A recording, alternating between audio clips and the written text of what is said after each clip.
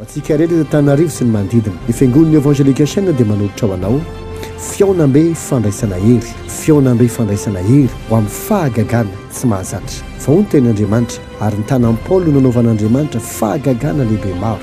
Te fiovana sy fahagagana lehibe ve ianao izay tena tsy mahazatra mihitsy. Ity ny fotoana sahaza ho amin'izany izay rahanao amin'ny fiangonana Evangelika Chaîne dia ny Bishop Patrick sy Révérend Far Andrenarivo.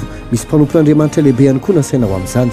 Les pasteurs Jocelyn Ranjarson, apôtre Michael Daniel, ary pasteur Ertine Andriarmalala. Tongava rehetra amin'ny fiangonana Evangelika Chaîne eo amin'ny Rex Andohanalakely isaky ny talata sy larobia ary ny alakamisy samy amin'ny 10 ora sasany arivo ka hatramin'ny 9 ora sasany. Mandritra ny ray volana dia ny volana Aogositra ho avy izao. Eny Tanjombato kosa dia ny talata sy ny zoma amin'ny 12 sasany ary ny larobia amin'ny 2 ora sasany. Azo antoka tanteraka ny fiovan'ny fiainanao fa tsy mitory tsy misy porofo izahay, tsy misy vidipidirana, tongava maro.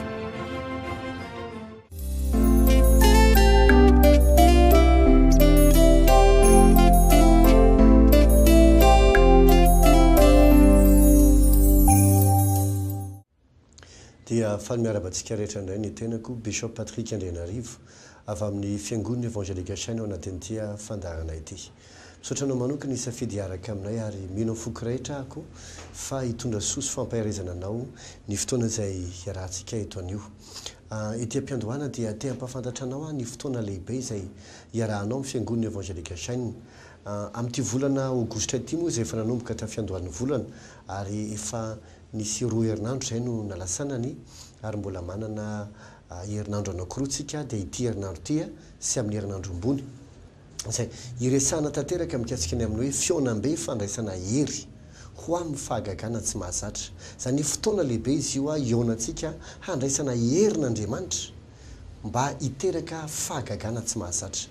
Ny fototra iorenan'ity fotoam-bavaka ity moa dia ny asan'ny Apostoly toko 7 ka 1 hoe ary tamin'ny tanin'Andriamanitra no nanaovan'Andriamanitra fahagagana lehibe maro.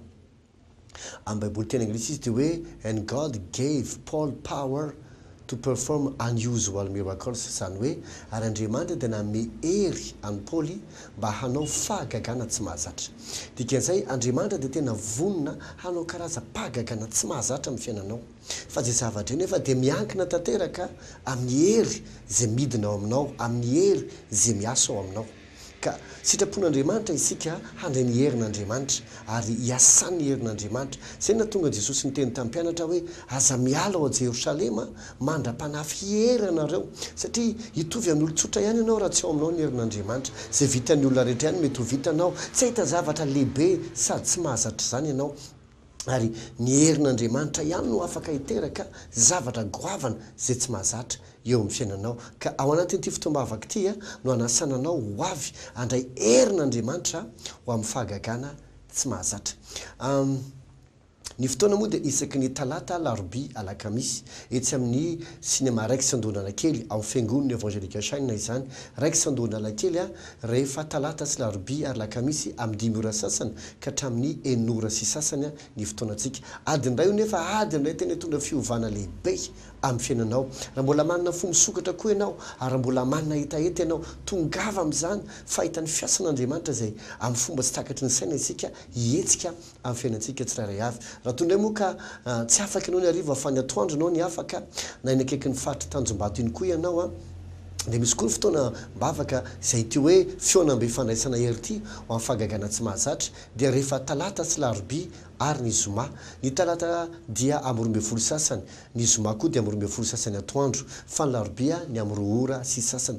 Manasanao ho avy amin'izany fa hitanao ny herin'Andriamanitra hamangy manokana ny fiainanao ary hanovanao amin'ny fomba tsy takatry ny saina.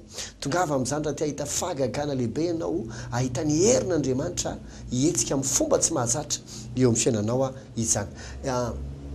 Zay no mikasika ny fotoana andavanandro. Fa misy koa ny fotoana rehefa asabotsy eny Tanjombato amin'ny 2 ora sy amin'ny 3 ora. Ny amin'ny ray dia fotoana ho an'ny ado, ny amin'ny 3 kosa dia fotoana ho an'ny tanora. Fa ny eny amin'ny raiksa kosa indray dia ny alahady alahady tolonandro misy fotoam-bavaka eny amin'ny 9, amin'ny 7 sasany, amin'ny 5 dia amin'ny 10 sasany, izany isaky ny adiny ray sasany.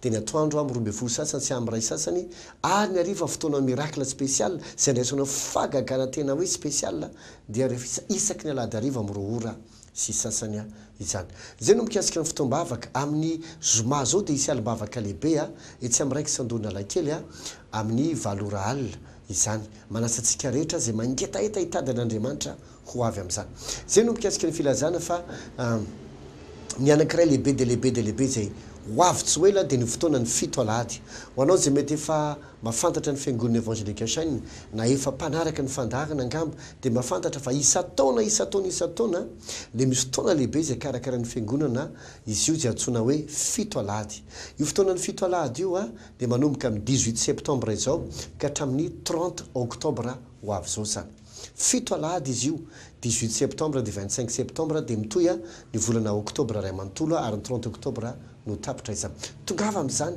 fa tena nova tanteraka ny fiainanao ny fotoana ny 7 alahady io moa dia eran'ny Madagasikara manao izay fotoam-bavaka izay ny fiangonana Asan'ny rehetra izany zay no ela fa te-pafantatra anao te hampianatra anao vetivety mikasika natao hoe herin'Andriamanitra satria mbola mitony fotoam-bavakantsika rehefa talata robelaka misy amin'ny 5 sasany eo amin'ny raiky tongava amin'izany tongava fa mitirina tena hita herin'Andriamanitra tsy takatry ny saina hiasy ianao tena hita herin'Andriamanitra goavany ianao eto ny marary eto zay mety olona manana fatorany fanamaloto na mety olona sarobahana fa hetsika ny herin'Andriamanitra hanovany fiainanao ny talata ho avy zao dia izy mpanompon'Andriamanitra ny talata zay izaran-ten'Andriamanitra sy vavaka ho anao ny alarobia kosa ny tenako ny hiaraka aminao ary ny alakamisy indray dia izy mpanompon'Andriamanitra lehibe anankiray hiaraka eo zany hoe azo antoka tanteraka ny asan'ny herin'Andriamanitra amin'ny fiainantsika tsiraray avy tiako mampafantatra anao fa ny zavatra rehetra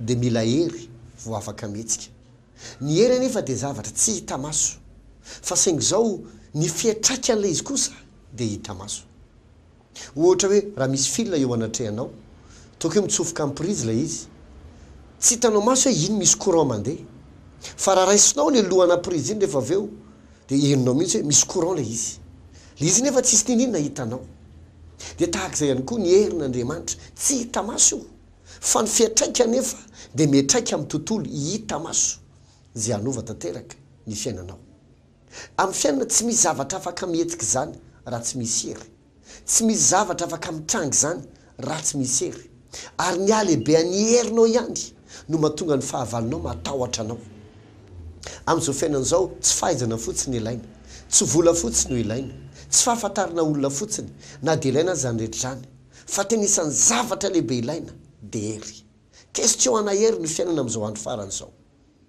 herin'Andriamanitra marina fa ny devoly dia manana ny heriny ary mampiasa izay zavatra ataony fa tsy misy hery lehibe mihoatra noho ny herin'Andriamanitra tsy misy hery lehibe mihoatra noho ny herin'Andriamanitra na ny herin'ny demony azy misy olona masina le mieritreritra fa ny herin'ny devoly dia lehibe noho Andriamanitra zao ny zavatra mila avontsika mety anakorotana lohanao ny tenako azao zavatra zao fa tiako azonao tsara mihitsy mba te anontany anao taiza moa nazahoany devoly hery ary iza na miazy hery ka natonga azo devoly nisy nakafanahy devoly ve naka natonga ny devoly ho lasa devoly sainzo ny zavatra zany fa tamin'ny voalohany satana fony izy mbola tsy satana fa kerobima tany an-danitra dia Andriamanitra na miazy hery nosoron'Andriamanitra izy dia rehefa aveo nomen'Andriamanitra atsaratara izy fahendrena sy ny namany sy zavatra tsara rehetra fa saingy izy ihany rehefa aveo nandoka ny tena sy ny hevitra ny tena no zavatra dia nikomy tamin'Andriamanitra Andriamanitra tsy nanisy ota tao anatiny fa ny fahatsarany sy ny sitrapony no natambany dia niteraka zavatra hafa inge ohatra zao izy raha zavaiko tsotra be aminao te ampiseho aminao fa ny herin'ny demony zany kely noho ny herin'Andriamanitra zany Andriamanitra tsy misy olona matsy miteny hoe nahoana ary ny devoly nivadika raha tena mahay Andriamanitra nanina tsy maîtrisen'Andriamanitra Andriamanitra nge tsy namorona robot fa namorona fanahy izy zay nasiny sitrapo sy safidy saina tao anatiny tsy namorona robot Andriamanitra ka azo gidena ohatra asianao tsy robot ngetsika fa men'Andriamanitra sitrapo nomen'Andriamanitra fihetsepo men'Andriamanitra saina men'Andriamanitra tsika fahafahana amin'ny safidy malalaka tsara mihitsy noho zany tsy manipule atsika Andriamanitra na amin'ina dia tahak'izay koa satana tsy manipule azy Andriamanitra fi ohatrany hoe ohatr'izao ny tena marina tamin'izy oy ny baiboly hoe tsy nanatsiny anao tamin'ny andro namoronana anao mandra-pahita heloka tao aminao.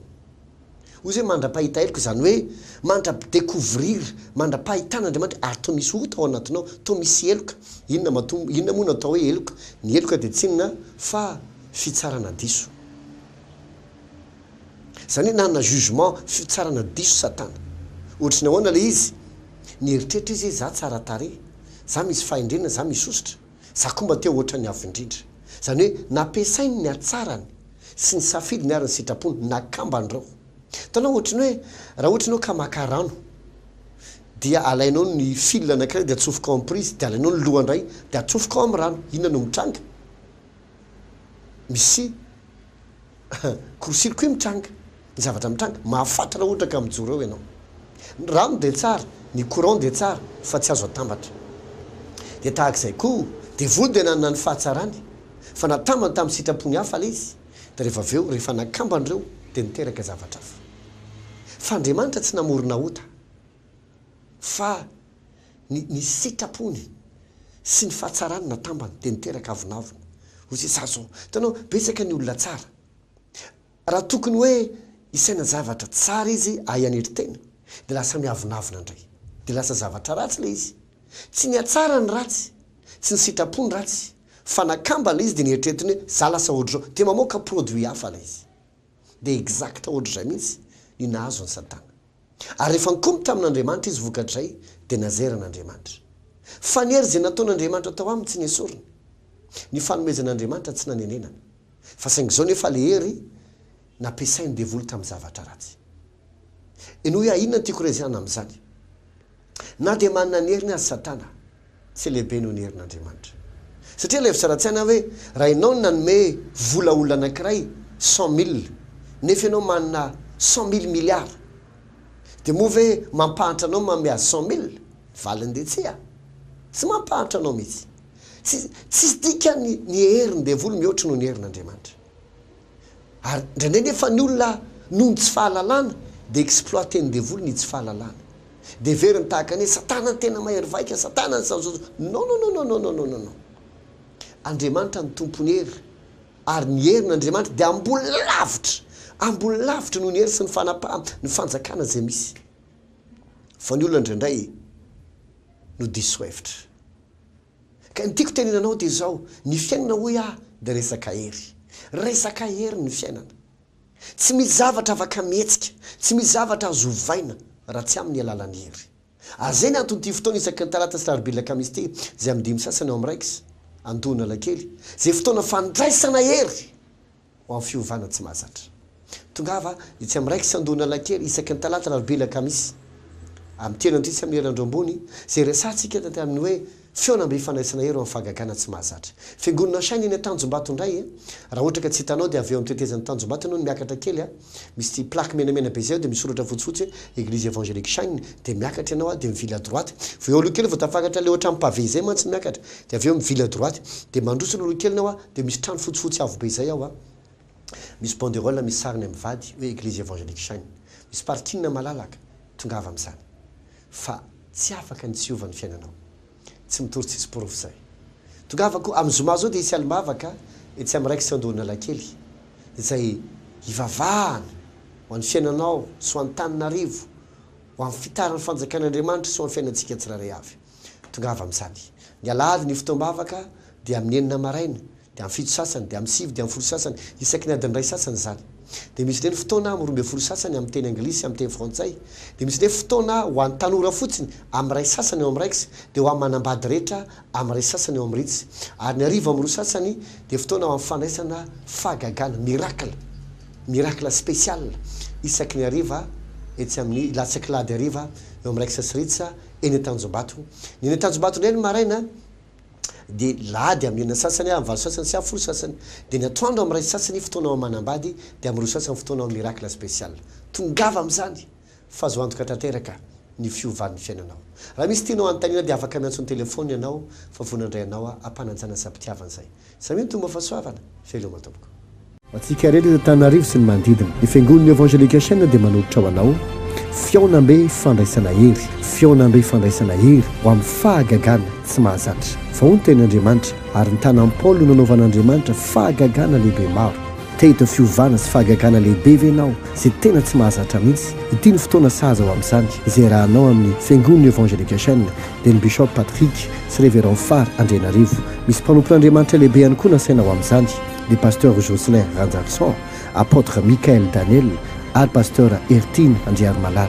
Tongava rehetra amin'ny fiangonana evangelika chaîne eo amin'ny Rex Andona Lakely isaky ny talata sy larobia ary ny alakamisy samy amin'ny 10 ora sasany arivo ka hatramin'ny 1 ora sasany mandritra ny ray volana dia ny volana aogositra ho avy izao. Eny Tanjombato kosa dia ny talata sy ny zoma amin'ny 12 sasany ary ny larobia amin'ny 2 ora sasany. Azo antoka tanteraka ny fiovan'ny fiainanao fa tsy mitory tsy misy porofo izahay, tsy misy vidim-pidirana. Tongava maro.